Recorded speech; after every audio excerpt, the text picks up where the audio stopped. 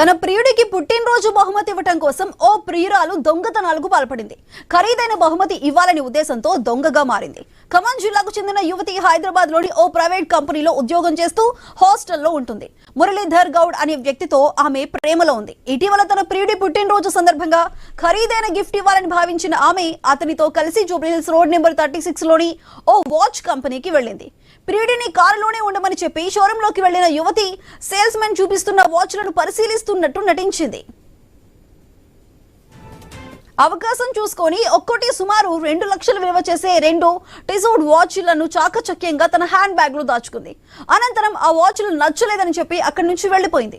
కొంతసేపటి తర్వాత వాచ్లు కనిపించకపోవడంతో సేల్స్ మన్ పోలీసులకు ఫిర్యాదు చేశాడు. సీసీటీవీ ఫుటేజ్ ని పరిశీలించిన పోలీసులు యువతి చోరీ చేసిన విషయం గుర్తించారు. కార్ నెంబర్ ఆధారంగా ఖమ్మంలో ఆమెను అదుపులోకి తీసుకున్నారు. ఈ కేసులో యువతి ప్రియుడు మురళీధర్ గౌడ్ పై కేసు నమోదు చేసి ఇద్దరిని అరెస్ట్ చేశారు. పోలీసులు దర్యాప్తు కొనసాగిస్తున్నారు.